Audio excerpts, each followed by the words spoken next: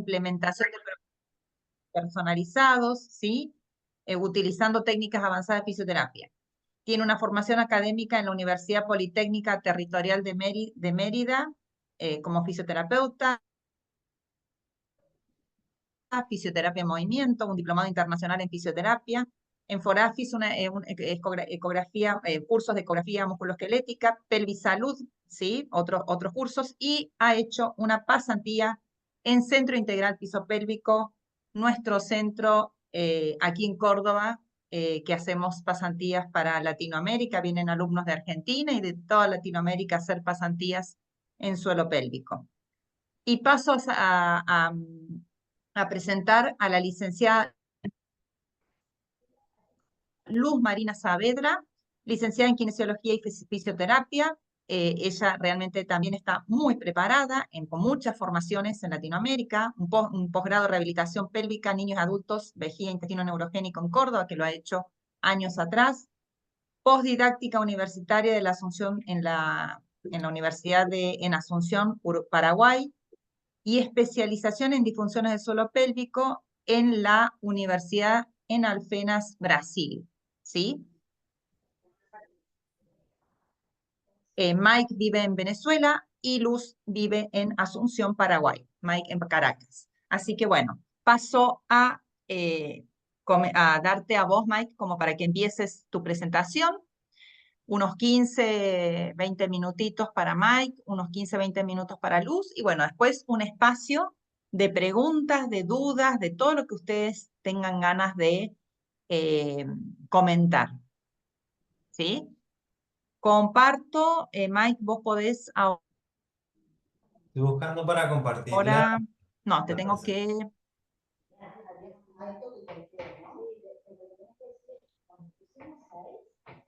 que, yo ahora te tengo, espera, Mike, no podés compartir vos, obvio, ¿no? Ya, creo que sí. Lo convierto en coanfitrión también, Silvia. Sí, a Luz, si podés a Luz y a Mike. Bueno, Te desde el agradezco. Colegio de Kinesiólogos estamos muy contentos de la convocatoria a esta jornada y bueno, seguramente va a ser un excelente momento. Ya los convertí en coanfitrión, así que listo. Sí, agradecer por supuesto al Colegio de Kinesiólogos ¿Se ve la presentación? por estos Ah, espacios constantes de educación y de transdisciplina en todas las áreas, en realidad, ¿no? Que, bueno, se caracteriza en Colegio de Kinesiólogos.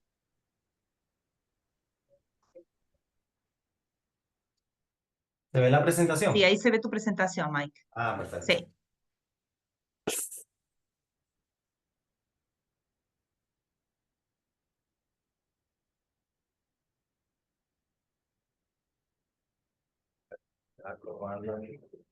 Hola, bueno, buenos días. Aquí en Venezuela son las 10 de la mañana. Hoy vamos a hablar un poquito sobre lo que son las patologías de coloproctología en el piso pélvico en el adulto.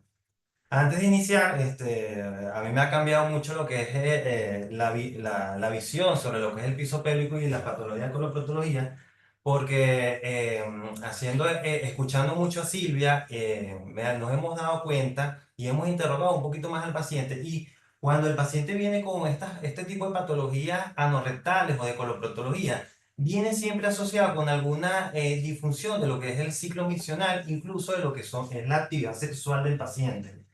Entonces, cuando vemos el piso pélvico, no solamente lo podemos dividir mira, tú eres este pedacito de la parte anterior, tú eres este pedacito de la parte posterior, y tú eres este pedacito de la sexualidad, y tú eres este pedacito de los niños, porque la verdad es que si no integramos todas estas disfunciones del piso pélvico, es difícil que el paciente salga. Desde que he vuelto a Argentina, me he puesto a la tarea de indagar e interrogar al paciente, y el paciente siempre refiere que se despierta en la noche. Si uno no interroga bien al paciente, el paciente simplemente te dice, mira, yo orino bien. Entonces, cuando tú interrogas, el paciente te dice, bueno, yo me paro 2, 3 veces en la noche, bueno, yo lo que orino es 2 veces al día, y es cuando realmente te das cuenta que es un paciente que no también viene acompañado de otra disfunción del piso pélvico. En el contenido que voy a tocar un poquito de anatomía del piso pélvico, importancia de de la fisioterapia en el piso, en el piso pélvico, un poquito de incontinencia fecal, cono irritable, estreñimiento, prolapso rectal, síndrome del elevador del ano, neuropatía del nervio pudendo, fisura anal y algunas técnicas que usamos nosotros acá en Caracas para la rehabilitación del piso pélvico.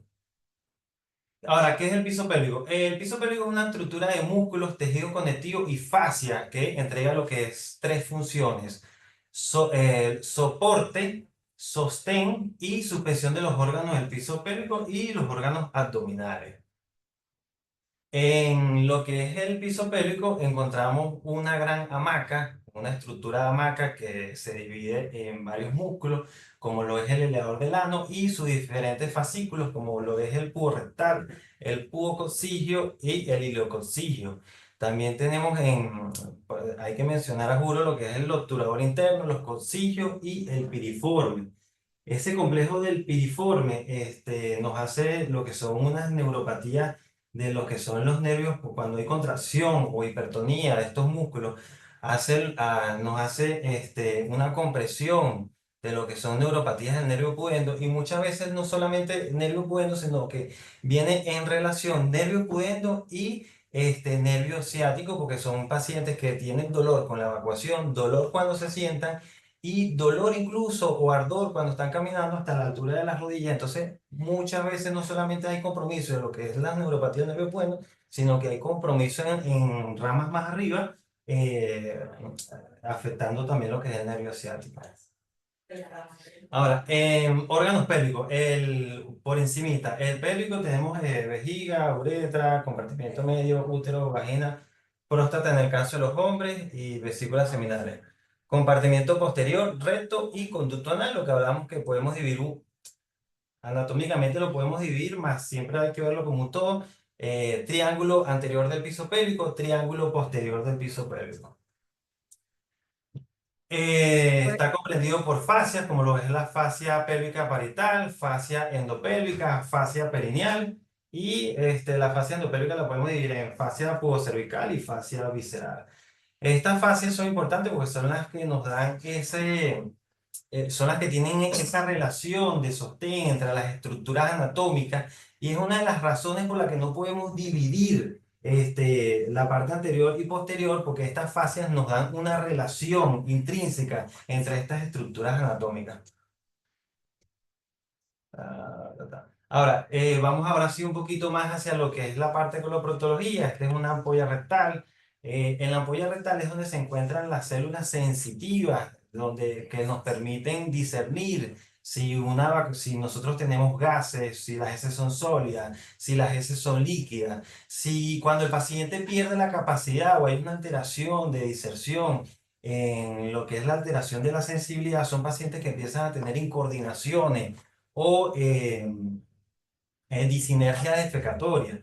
Recordamos que en las disinergias defecatorias tenemos 4 tipos de disinergias defecatorias, que a diferencia de las disinergias urovesicuretrales, que siempre tienen que tener un compromiso neurológico, nos encontramos que en las disinergias de la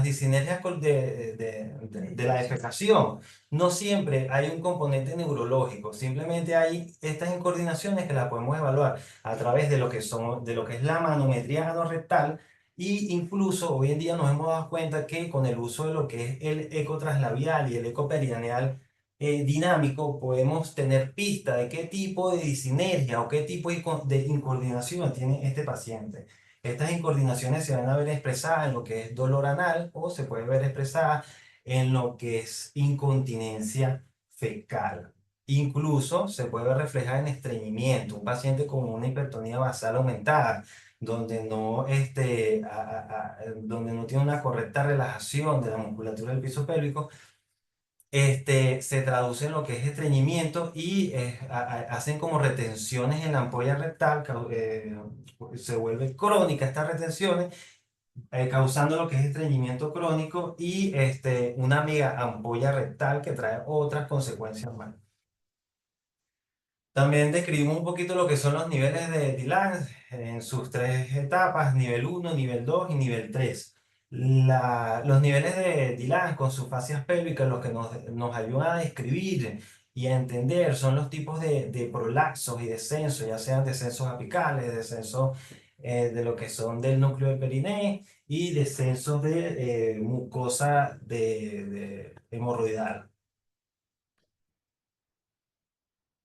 Ahora, la incontinencia fecal. La incontinencia fecal, cuando tenemos un paciente con estas disfunciones, una de las primeras cosas que se debe hacer es evaluar cuál es la causa de esta incontinencia fecal. Si no hacemos un buen diagnóstico de cuál es la raíz o la causa de esta incontinencia, podemos cometer errores fatales en lo que es la rehabilitación, provocando un empeoramiento o una exacerbación de los síntomas, ya sea por debilidad muscular, ya sea por un proceso de prolapso hemorroidal, ya sea por un rectocele, pérdida de la elasticidad, estreñimiento. Aquí viene la acotación donde donde tenemos que usar lo que son las escalas de Perfect, escala de Beaufort, revisar bien lo que son los reflejos, buscar los reflejos en este piso pélvico para tener un buen diagnóstico. Una vez tenemos un buen diagnóstico, ya sea si es por debilidad muscular, sabemos que tenemos que buscar fortalecimiento, o si es por un proceso hemorroidal. Aquí nosotros en el Instituto de Coloproctología tenemos un protocolo donde cuando hay prolapso el paciente se rehabilita antes de cirugía, el paciente va a cirugía y después que sale de la cirugía se hace nuevamente una reeducación de lo que es la dinámica defecatoria. Ahora, la incontinencia fecal también puede ser causada por estreñimiento. Cuando hay una hipertonía basal en lo que es la musculatura del piso pélvico, este estreñimiento nos causa lo que son este tipo de incontinencias por rebosamiento. O el prolapso hemorroidal también da sensación al paciente, lo que se llama evacuación incompleta o tenesmo, donde el paciente evacúa, no hace una evacuación incompleta y en el transcurso del día hay un manchado de ese en lo que es la parte o el interior del cabello. Ahora, la continencia, la fisiología de la continencia en personas normales, cuando estas personas tienen ganas viene el primer deseo de evacuación, la ampolla rectal se llena, debe tener esas células sensitivas con la capacidad de enviar a través de las vías eferentes y se activa el reflejo rectonal inhibitorio. Si es un paciente que está en condiciones normales, sociales, donde él puede asistir al baño, es un paciente que va a asistir al baño y debe haber una relajación completa de lo que es el músculo puborectal. Cuando el músculo puborectal se relaja, disminuye lo que es el ángulo rectoanal, y es lo que permite una evacuación satisfactoria. Ahora, en el caso de los pacientes que tienen una hipertonía basal del piso pélvico, del elevador del ano, este músculo, que es el haz del búho rectal, que es como un haz, como una U que me aprieta y me da ese ángulo rectonal, no tiene el deseo y cuando van al baño no logra evacuar. Es un tipo de estreñimiento. Incluso esta alteración puede causar lo que son fisuras o grietas en lo que es el esfínter anal externo, ya que este cubo rectal no se relaja por completo, provocando lo que es dolor pélvico con la evacuación y incluso queda un ardor y un dolor después de la evacuación porque hay un maltrato, es un músculo que no se relaja eficazmente. Ahora, el colon irritable, si bien es una enfermedad que es más de tratamiento médico, no podemos dejarlo desapercibido, ya que colon irritable siempre es sinónimo de disinergia defecatoria o incoordinación defecatoria. Cuando el colon irritable se puede expresar en estreñimiento o en diarrea. Los colon irritables crean unas alteraciones sensitivas a través de la ampolla rectal importante. Estos son pacientes que hay que tratar multidisciplinariamente, deben estar acompañados de una dieta muy balanceada, un aumento de la ingesta de agua importante, un aumento de lo que es el consumo de fibra importante. Se puede decir que la alimentación en este tipo de pacientes es el 70% de la terapia. Si nosotros no logramos que el paciente adapte hábitos alimenticios correctos en casa, no logramos que el paciente haga hábitos donde no haga incluso retenciones, el uso de la tecnología en el baño, no vamos a lograr, por mucha terapia que le hagamos al paciente, que este paciente mejore lo que es su calidad de vida. Porque la terapia le va a mejorar los síntomas, le va a mejorar su dinámica defecatoria, pero en el momento que este tipo de paciente vuelva a recaer en estos vicios alimenticios, vuelve a recaer nuevamente en lo que son estas disfunciones del piso pélvico. Tenemos la escala de Bristol, escala de Bristol 1 y Bristol 2 es lo que catalogamos como estreñimiento. Bristol 3 es un tipo de escala que nosotros catalogamos como un paciente que tiene esfuerzo evacuatorio. Bristol 4 son heces normales, 5, 6 y 7 ya es diarreas. Ok, aquí hablamos un poquito más de estreñimiento. El estreñimiento, al igual que el colon irritable al igual que el colon irritable y lo que es la incontinencia fecal, debemos evaluar cuál es el tipo de estreñimiento que tiene el paciente. Puede ser un estreñimiento por hipertonía basal del piso pélvico, puede ser lo que serían incoordinaciones, o puede ser un estreñimiento por colon irritable expresado en estreñimiento. De acuerdo al tipo de estreñimiento, sí o sí, siempre influye mucho en lo que es la alimentación.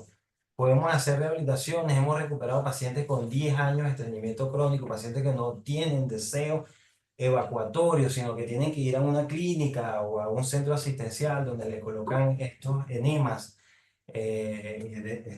para lograr lo que es la evacuación. Y los hemos logrado recuperar con equipo multidisciplinario. Siempre debe ir de la mano de lo que es un buen nutricionista que nos adapte estos cambios nutricionales. Ahora, ¿qué técnicas usamos para el estreñimiento? Bueno, depende del tipo de estreñimiento. Usamos mucho lo que es la tecarterapia o la diatermia, como lo están viendo en esa imagen, para lo que es la parte de la motilidad intestinal. Usamos lo que son sondas rectales para hacer mucho biofeedback y en conjunto con un ciclo respiratorio, lograr mejorar las coordinaciones. Siempre que hay estreñimiento hay una incoordinación en lo que es respiración, fascia pélvica y lo que son los rectos abdominales. Ahora, prolapso rectal es una patología mucho más de lo que es coloproctología. Pues la verdad es que me faltaron muchas patologías más por mencionar, pero el prolapso me parece importante porque todos los pacientes que tienen prolapso tienen una alteración de la sensibilidad. Pueden tener tenismo o evacuación incompleta, o son pacientes. Es raro un paciente con prolapso rectal con dolor, pero a veces tenemos por la misma inconsistencia o consistencia de este descenso de mucosa que hace una hipertonía basal y tienen dolor pélvico crónico, sobre todo con la evacuación o grandes molestias. Esto lo dividimos en tipo 1, tipo 2 y tipo 3. Los tipo 1 por lo general los rehabilitamos y quedan muy bien con rehabilitación. Ahora, cuando son prolapsos ya tipo 2 y tipo 3, son pacientes que se programan un protocolo multidisciplinario, donde es un paciente que pasa por rehabilitación, luego pasa por un proceso quirúrgico y postquirúrgico pasa nuevamente por una reeducación de la mecánica defecatoria.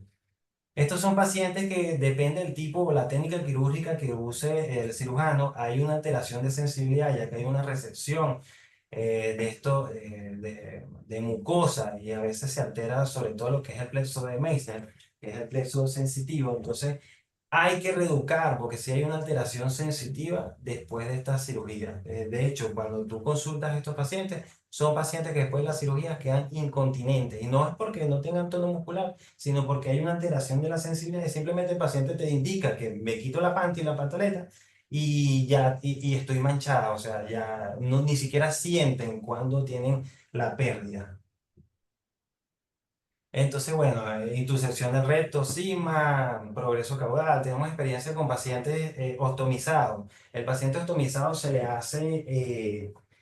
hace manometría para evaluar el piso pélvico, sobre todo esos pacientes ostomizados que tienen 1, 2, 3 años con el proceso optimizado y son candidatos a restitución. Para la restitución se hace una reeducación previa con técnicas como biofeedback para que hagan propiocepción. Y luego de la restitución, evidentemente se hace nuevamente reeducación de piso pélvico, sobre todo para la mecánica defecatoria. Hay otro tipo de alteraciones como teroceles, cistoceles, rectoceles, que también me hacen problemas, sobre todo con esta sensación de evacuación incompleta, incluso estreñimiento. Luego tenemos este síndrome del elevador del ano. Podemos decir que el 60% de los pacientes que asisten a consulta con nosotros vienen por dolor crónico con la evacuación. Ahora, una de los síntomas característicos de lo que es el síndrome del elevador del ano es que es un paciente que te refiere que después de evacuar tienen mejoría del dolor. No todos, pero eso depende de lo que es la evaluación del piso pélvico y la rama del elevador del ano que esté afectada. Es un dolor pélvico crónico que muchas veces es confundido por otras patologías. Y bueno, cuando el paciente llega aquí, te dice, mira, he pasado por 3, 4 médicos, he tomado montones y montones de tratamientos, montones y montones de tratamientos que me han mandado y nada me ha, como pasa con las prostatectomías, que he ido y me han dicho que tengo prostatectomía, y cuando, con prostatitis, y cuando llegan a consulta te das cuenta que es hay un problema, una contracción, una de las ramas del elevador del ano. Hay que estar muy pendiente de la farmacología, el tipo de tratamiento que ha recibido. Muchas veces hay muchos fármacos que nos exacerban los síntomas, lejos de ayudarnos a mejorar este tipo de disfunciones, más bien nos exacerban los síntomas. Muchas veces eliminamos, de acuerdo al equipo multidisciplinario, se elimina lo que es el tratamiento para mejorar progresivamente el paciente. Ok, neuropatías del nervio pudendo. La neuropatía periférica adquirida, característica por un dolor neuropático crónico que afecta la parte sensorial del nervio pudendo, del clítoris, del ano, agravado al sentarse, a menudo se ve con una disfunción pélvica.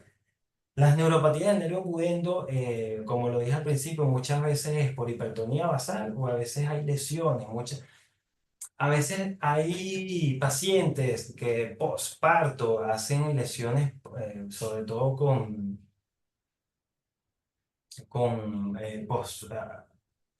el cirujano con el bisturí hace lesiones importantes a veces en lo que es el esfínter anal y se llevan parte de las vías nerviosas.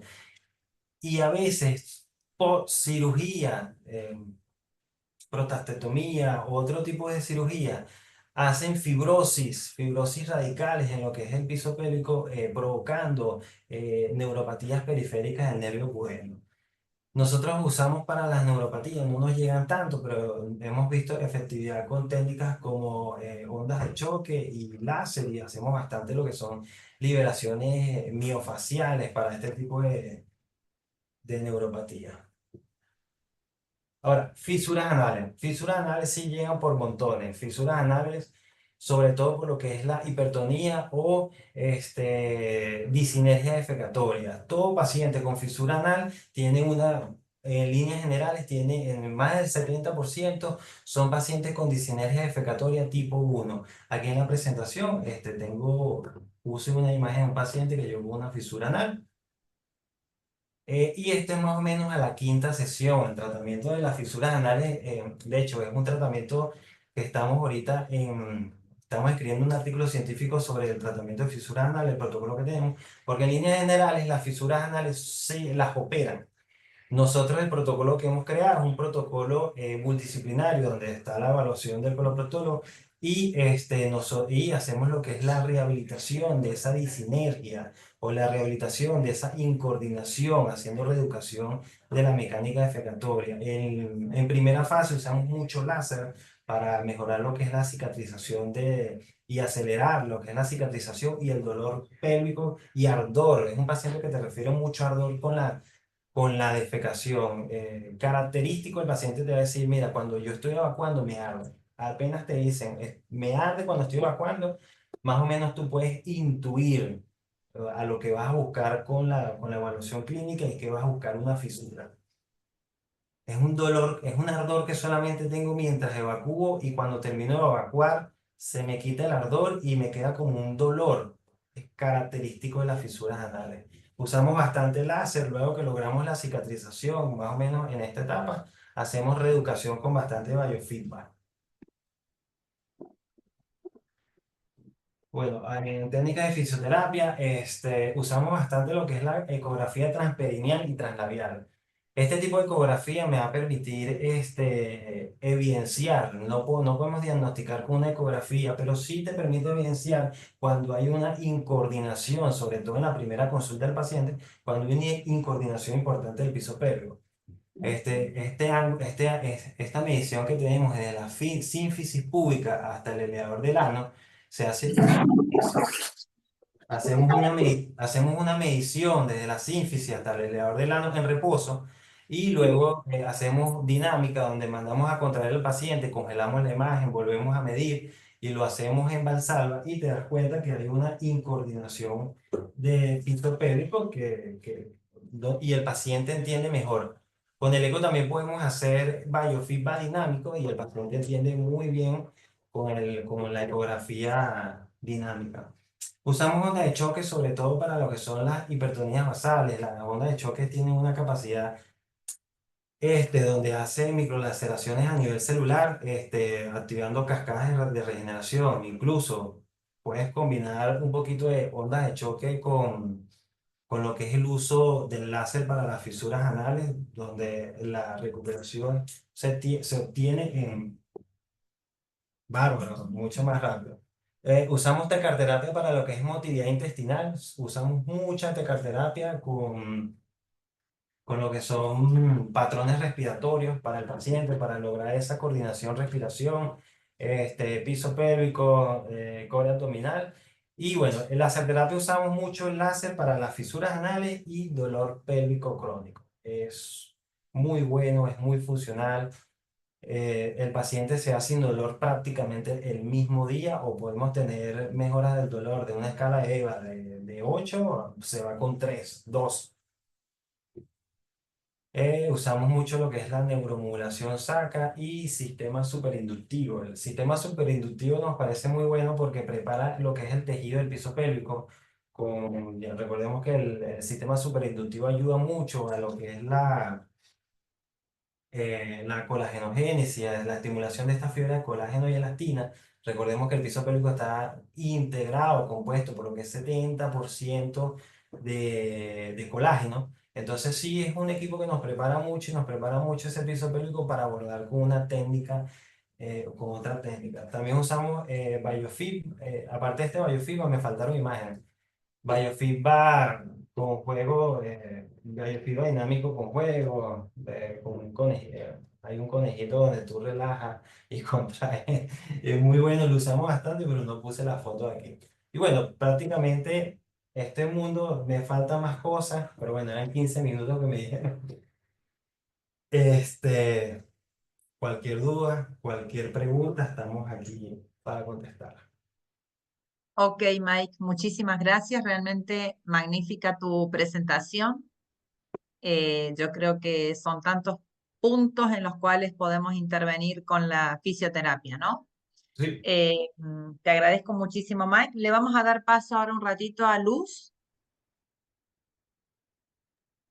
y después quedan abierto el chat para que los colegas que están presenciando esta charla puedan hacerles preguntas. ¿Les parece, Mike? Sí, Estás un sí. ratito más, nos Sí, estoy acompañas, ¿no es aquí. Yo cierto? voy a escuchar a la licenciada Luz Marina. Dale, un gusto Nada, para todos. gracias, Ahí Mike. ya se vio en pantalla, entonces Se ve eh, perfecto. se ve perfecto. Ok. Bueno, vamos a empezar un poco. Yo voy a hablar de lo que es fisioterapia en coloproctología pediátrica en especial, de lo que estoy viendo en consultorio. Hay pocas evidencias, ya le aviso, igual puse algunos papers, pero todavía nos falta publicar un compromiso que tenemos con todos y con la investigación que estamos haciendo. Así es que más bien voy a hablar mucho de la experiencia que tengo en consultorio y estoy muy feliz de estar compartiendo con ustedes porque soy de la casa. En 2018 hice mi posgrado en el colegio y estoy tan feliz hoy de estar compartiendo mis conocimientos con ustedes. Así es que empezamos. Bueno, ya el colega habló muchísimo, súper bien. Entonces me voy a adelantar ya un poquito. Igual voy a estar leyendo muy poco, voy pasando un poquito de lo que es la parte de coloprocto. Voy a checar un poco acá y acá. A ver. Bueno, ya estaba hablando muy bien el licenciado, entonces ya no me voy a quedar lo que es la parte del compromiso del fisioterapeuta sobre toda la parte coloproctológica intestinal, ¿sí? Entonces, sí, yo uso mucho electromiografía en pediatría, trabajamos sobre ya sintomatologías y diagnósticos concretos en pacientes pediátricos, ya vienen con un estudio, con un diagnóstico concreto. ¿Y qué es lo que hacemos en fisioterapia? La evaluación del tipo de estreñimiento. Estamos hablando de constipaciones, todo lo que es prolapso rectal en niños, disfunciones después de un postquirúrgico, malformación anorrectal. Entonces, es bastante amplio el trabajo del fisioterapeuta dentro de lo que es el mundo gastrointestinal. ¿Por qué hablo de gastrointestinal? Porque en un niño que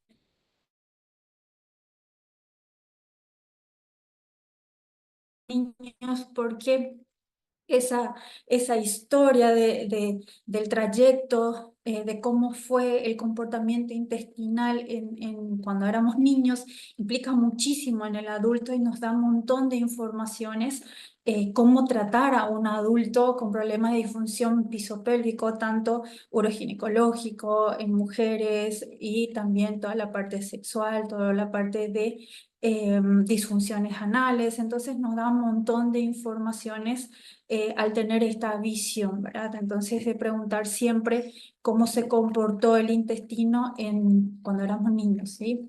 Entonces, ¿por qué es tan importante la evaluación concreta y bien específica con intestino? Es saber súper bien en dónde se acumula la materia fecal, dónde está el problema. El intestino es bastante largo y cada trayecto intestinal tiene su propia inervación, tiene su propio nervio, ¿sí? Entonces, para poder trabajar con ese niño, puede venir con dice, hábito retentivo. Bueno, ese niño está atajando, pero ¿de verdad está atajando o la materia fecal no llega en el recto? Entonces el ano no puede mandar la información de que ya hay popó ahí. Estoy hablando de popó y pipí. Entonces materia fecal ahí. Entonces es súper importante de ver dónde se acumula esa materia fecal. Toda la parte, acá tenemos el ciego. Es muy importante también ver este paso del impulso de la materia fecal del intestino delgado al paso al intestino grueso, de cómo viene ya, de la consistencia que ya viene, porque si ya viene con una consistencia muy pesado, entonces cuesta mucho a que llegue al recto y que haya una evacuación. Entonces es importantísimo de estar mirando esto y también de evaluar cómo se comporta el intestino delgado, la absorción. Eso ya directamente trabajamos con gastro, pero ¿por qué la visión del fisioterapeuta en lo que es la absorción del intestino delgado? Porque si hay una inflamación alimenticia, si hay una alteración de las microbiotas, influye muchísimo, porque sabemos que en el intestino se genera un montón de hormonas de neurotransmisor que nos ayuda a que haya esta sinapsis de información para que haya una evacuación. Entonces, para trabajar con neuromodulación, entonces es importantísimo tener una evaluación y una visión un poco más amplia en lo que es la parte intestinal, gastrointestinal, ¿sí? Bueno, de repente hay mucha acumulación de materia fecal en el intestino, en el transverso, entonces hay una presión sobre el estómago del duodeno, entonces hay una esa sensación de saciedad, el paciente de repente tiene muchos vómitos, con poco, entonces como que siempre está inflamado. También se ve mucho que hay una amplitud del tórax en esa zona, las costillas flotantes están mucho más en los laterales, se ve como una caja torácica más abierta. Entonces, esos son ya evaluaciones que se ve en consultorio y ya se ve en pacientes que está pasando por un cúmulo de materia fecal y gases también en el transverso. Entonces, es muy importante esta visión sobre el conducto gastrointestinal en evaluación desde el área de fisioterapia. Bueno, el intestino grueso que ya le estaba hablando bastante, controlar un poquito, y cómo esto se ve súper bien en radiografía que ya le estoy mostrando enseguida. Y esta conexión de toda la parte intestinal, todo lo que es el conducto del ano, también todo lo que es la parte del esfínter uretral, interno y externo, todo esta que estaba hablando el licenciado de cuánto interfiere uno con el otro. Es imposible tratar disfunciones miccionales, sí, porque sí o sí hay disfunciones defecatorias también. Y esta de cómo se junta todo lo que es la parte nerviosa en el centro de Onuf y cómo altera toda la parte sexual femenino y masculino. Entonces hay una total conexión entre el intestino y la vejiga y dónde trabajar con eso. Mira, acá hablamos de lo que es asociación, vemos cómo se asocia totalmente eh, por la conexión en el campo de Onuf lo que es el trayecto genitourinario y gastrointestinal. Comparten los mismos componentes embriológicos, ubicación pélvica, aspecto de la investigación y el paso de los músculos elevadores del ano. La falta de relajación de los músculos del suelo pélvico conduce a disfunciones intestinales y miccionales, ¿sí? Acá vemos perfectamente esta conexión y cuánta asociación hay entre los dos. Esa es la palabra que no me estaba viniendo hace rato. Entonces, esta asociación completa de lo que es la parte de gastrointestinal y todo lo que es la parte genitourinario es una asociación completa y compleja. Por eso la evaluación tiene que ser todo el piso pélvico. Bueno, acá tenemos lo que es la fisiología y lo que le estaba hablando, ¿sí? El, el colon de lo que es ascendente y transverso está inervado por el nervio vago y parte de lo que es el colon descendente y el comienzo del sigma. Por eso es muy importante saber dónde está esta disfunción y dónde se acumula materia fecal. Entonces, todo lo que tenemos, parte del transverso y parte del colon descendente está inervado por el nervio hipogástrico en T10L2 y después tenemos todo lo que es las inervaciones del recto y también del ano de S4, S2, S3 y S4. Bueno, acá vamos a hablar un poquito de lo que es el reflejo anal inhibitorio y por qué es muy importante en la parte pediátrica, porque tenemos patologías como Hirsbrut, sí, que es una enfermedad de una desenervación de los tejidos celulares del intestino. Entonces ese intestino no se mueve si el paciente siente las ganas de hacer popó, tiene mucha información de ganas de hacer popó, pero el intestino no se mueve, no hace su acción de expulsión. Entonces, esto es tratamiento médico. Ahora estamos trabajando también con neuromodulación con pacientes porque de repente en manometría no rectal da positivo y en biopsia da negativo. Entonces estamos viendo la posibilidad que ese niño no vaya a cirugía y haciendo tratamientos con reparación de microbiotas, toda la parte alimenticia y mucha fisioterapia para ver que ese niño no llegue a cirugía. Entonces es súper importante de manejar y controlar y ver un poquito esta visión de dónde se acumula, de ver todos estos síntomas, de si el paciente tiene ganas de hacer popó o no tiene ganas de hacer popó. Estos son ya diagnósticos específicos y concretos que nos corresponde a nosotros dar la evaluación. Y la evaluación desde fisioterapia ya se dan cuenta que es totalmente la parte de neuro. Y acá también ya muestro un poquito de todo lo que es la inervación completa de lo que es intestino delgado, intestino grueso y el esfínter. Bueno, acá tenemos las disfunciones que yo más trabajo en consultorio. Entonces tengo lo que es anismo, que el licenciado ya habló de eso, el estreñimiento, la constipación. Bueno, el estreñimiento sería el cúmulo de materia fecal en el recto descendente. El paciente tiene ganas de hacer popó, pero no expulsa, no hay una expulsión del recto. Entonces, se relaciona mucho también con el tema de la dieta, los ejercicios, la hidratación. Entonces, te da mucho más información cuando sí hay ganas de evacuación. Y separando obviamente un anismo.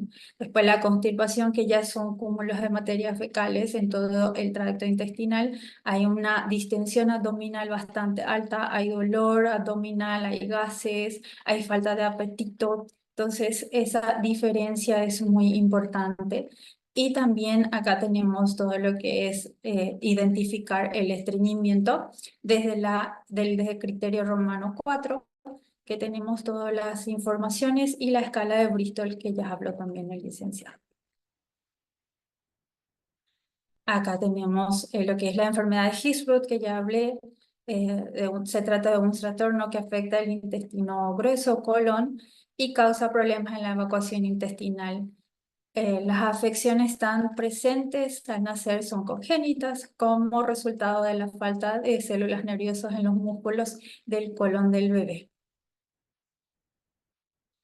Tenemos la incontinencia fecal, que es la pérdida involuntaria en realidad de heces, de líquido, gases. De repente sí, cuando ya es muy líquido es imposible, teniendo no disfunciones de atajar, ¿verdad? Pero ya son más bien patologías concretas. Y tenemos lo que es megacolon.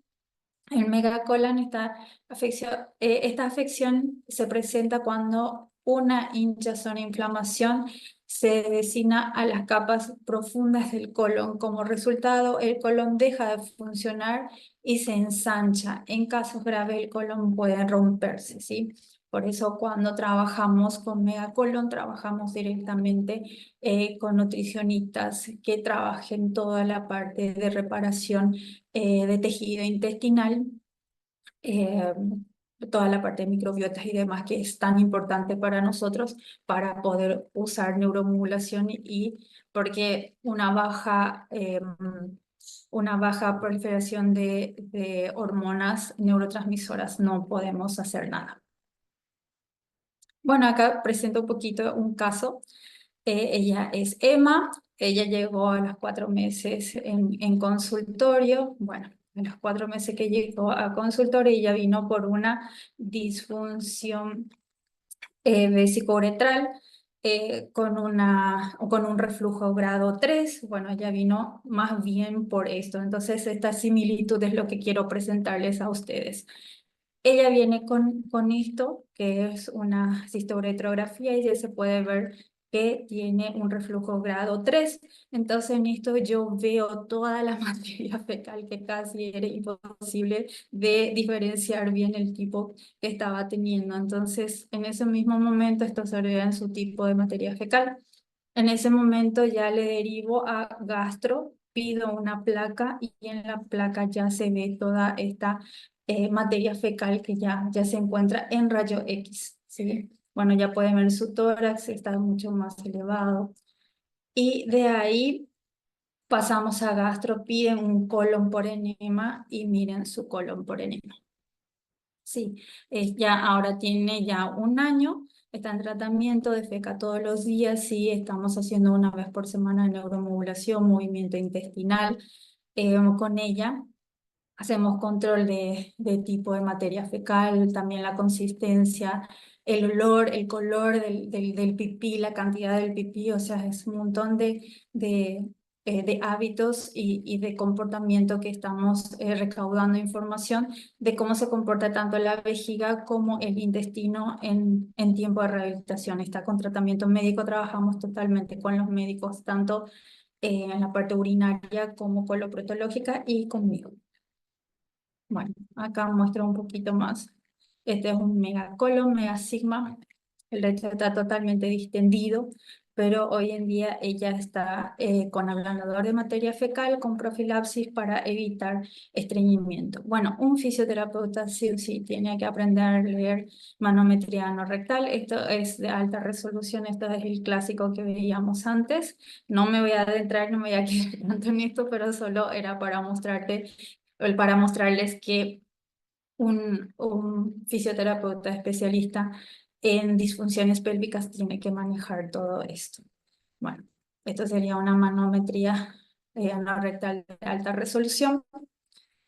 Y el tratamiento que usamos es la neuromodulación. Encontré no muchas evidencias concretas que hablen de esto. Estamos, como digo, en deuda con todo. Y esto sería algunas evidencias que encontré en lo que es las disfunciones después de cirugía, después de incontinencia fecal y demás.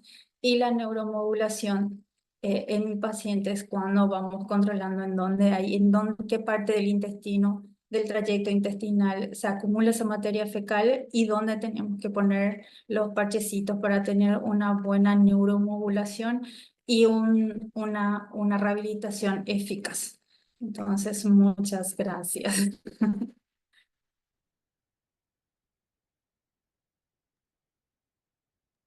Bueno, realmente fantástica la presentación. Muchas gracias. Muchísimas gracias, Luz.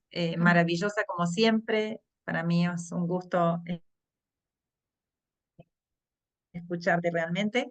Eh, bueno, vamos a abrir acá un poquito algunas preguntas que están haciendo los colegas, ¿no? Por supuesto, felicitando las charlas de Mike y de Luz. Eh, con respecto a la presentación de facilitación del material del PowerPoint, eso no va a ser posible. Bueno, ya a ver, vamos a cerrar un poquito acá. En realidad, colegas, toda esta información va a estar en el canal de YouTube, así que la pueden ver cuando quieran, ¿sí? El material de PowerPoint no se comparte, sino que directamente acceden a toda la información que van a ver en YouTube. Voy con las preguntas. Me gustaría saber su experiencia en vejiga neurogénica post lesión medular. ¿En qué tiempo prudencial podemos determinar si el tratamiento tiene un efecto positivo?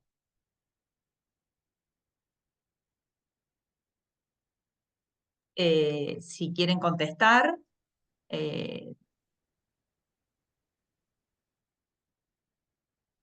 Mira, me Silvia, gustaría yo saber su experiencia en vejiga neurogénica post lesión medular. ¿En qué tiempo prudencial podemos determinar si el tratamiento tiene un efecto positivo? Contesten. Luz, si quieres comentar bueno, algo, Mike, y después yo hago alguna sí, acotación ahí. dentro de mi experiencia, yo siempre espero un tiempo prudencial de que baje toda la inflamación, ¿sí? De que una vez que baje la inflamación podemos tener mucho más respuesta porque hay un montón de conexiones que todavía dentro, cuando es tiempo de inflamación, todavía no tenemos. Entonces, esperar eso entre 4 meses a 5 meses es bastante prudencial. Después sí. Se hace otra vez, por lo general piden una resonancia y ahí sí yo ya empiezo a trabajar. Si veo que ya la inflamación bajó, hablo con el neurocirujano y consulto, entonces ya ahí empezamos con la rehabilitación, porque tenemos mucho más respuestas de todo lo que es las dermatomas, los reflejos, entonces ahí recién yo empiezo.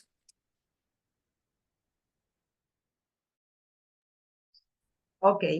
Con respecto, bueno, yo voy a hacer un pequeño comentario a lo que es la experiencia en vejiga neurogénica. Nosotros trabajamos muchísimos pacientes en lo que es, tenemos muchísima experiencia en lo que es la rehabilitación intestinal y vesical en un paciente con lesión medular, ¿no? Lo más importante es establecer también el nivel lesional, ¿sí? Y todos los factores previos, factores asociados a esa disfunción neurogénica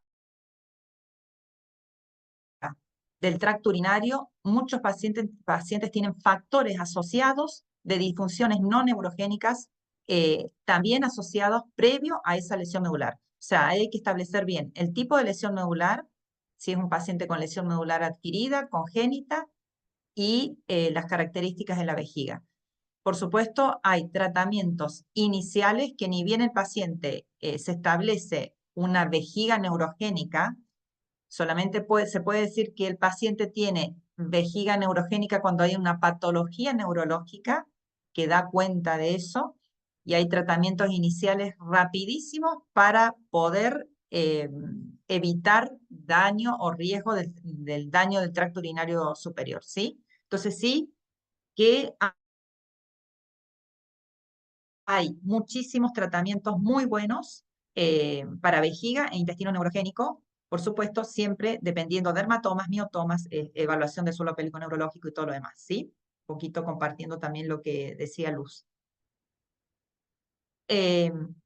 Sí. Aquí, mira, un megacolon de adulto mayor que abarca colon descendente y parte del transverso, ¿aún puede rehabilitarse? Mike o Luz, ¿qué opinan? Un megacolon de adulto mayor que abarca colon descendente y parte del transverso, ¿aún puede rehabilitarse? Ya, ¿cuál es la pregunta? Un megacolon de adulto mayor, de una persona que abarca colon descendente y parte del transverso, ¿aún puede rehabilitarse? O sea, hay que hacer una prueba de tránsito colónico primero. Después de hacer la prueba de tránsito colónico, siempre se intenta hacer terapia primero. Hay casos de megacolon que se salvan, logramos rehabilitar y evitan una cirugía, sí se puede. Perfecto. ¿Me podrían decir la diferencia de estreñimiento y constipación? Claro, eso es un poco por los países, si quieren comentar. En Bueno, realidad, sí. sí, ahí Hola, es, Silvia. siempre está eso, también investigué bastante para llegar a este diagnóstico y bueno, hablando con gastroenterólogo y el término que ellos manejan, ¿verdad? Me quedé con esto, que el estreñimiento es cuando se acumula materia fecal en el recto descendente ya para la expulsión. Entonces ese paciente tiene ganas de hacer popó, pero no expulsa, no sale. Entonces se acumula materia fecal en esa zona. Sin embargo, la constipación puede aparecer cúmulo de materia fecal en distintamente algún trayecto intestinal. Eso sería la diferencia que yo manejo. A ver, Silvia, Perfecto. vos. Hola Silvia, buen Perfecto. día, ¿cómo estás? Hola, ¿cómo estás, Lisandro? Bueno, ¿Todo acá bien? yo vengo a poner orden, nada más. No, Dale. necesitamos la sala para la próxima disertación. Ah, bueno. Me pareció que estuvo muy bueno. Felicitaciones por la charla, la verdad que Bueno, como lo que pasa es que como empezamos unos 10 minutos tarde, sí, sí, sí, porque hay una última pregunta. ¿Podemos hacerla? sí, sí, la última. Bueno, ¿cuáles son las estrategias o los objetivos que van buscando a corto, mediano, largo plazo en la vejiga neurogénica con post-lesión medular? ¿Cómo comenzarían a entrenar la vejiga y uréteres en una primera instancia y cómo podríamos ir progresando? Si quieren contestar, Silvia, te Mike. dejo yo eso a vos. Estoy muy metida en la parte de colo. Bueno, con respecto a la vejiga neurogénica, lo más importante es establecer esas presiones intravesicales. ¿Qué riesgo hay si ese paciente o utiliza el cateterismo 6-7 veces al día y no hay riesgo, mientras que esté con cateterismo, no hay riesgo de daño del tracto urinario superior. Cuando empezamos a sacar ese cateterismo en quienes podemos, ¿sí? Son procesos largos, más o menos hay pacientes que nosotros a veces estamos entre un año entero controlando a ese paciente, empezándolo a entrenar en micción por uretra, micción por cateterismo, ¿sí? Hacer un doble registro. Pacientes que demoran 3 meses, 6 meses, un año y medio, dependiendo nivel lesional, dependiendo características de esa vejiga, que no haya engrosamiento de la pared vesical, que no esté agrandada, etcétera, etcétera. El objetivo es que este paciente reemplace el cateterismo por una micción cómoda, completa, continua, sin dejar residuo postmiccional y sin aumentar presiones intravesicales, que eso es lo que daña el tracto urinario superior, y la función renal. Entonces, hay que establecer muy bien bajo una urodinamia. No se puede ver a un paciente con vejiga neurogénica sin ver una lectura urodinámica en fase de llenado y fase de vaciado, y de ahí en adelante establecer las pautas claras de tratamiento, ¿sí? De ahí hay un montón de tratamientos. Así que bueno, creo que quedaría esa respuesta presente. Bueno, Bueno, en nombre del colegio, por supuesto, agradecer cada agradecer un montón participante, a todos. a todos y a todos los presentes, a todos los asistentes que tuvimos. La verdad que son unas jornadas muy positivas. Hemos tenido más de 800 inscripciones en general. Así que bueno, estamos muy contentos. Ustedes acá también tuvieron una sala muy linda. Así que bueno, felicitaciones y muchísimas gracias por hacer esta apertura, ¿no? No solamente a Córdoba, Argentina y al mundo, ¿no? Gracias a los disertantes del exterior por hacer de la fisioterapia una profesión que cada vez brilla más a nivel internacional. Exacto. Bueno, yo como siempre agradezco a Colegio por esta gran participación, esta iniciativa de Colegio de hacer estas hermosas jornadas. Ya es el segundo año, que lo estábamos hablando con Lisandro la otra vez, con mucha convocatoria, y realmente es un pequeño espacio de seguir trabajando abrazados en interdisciplina.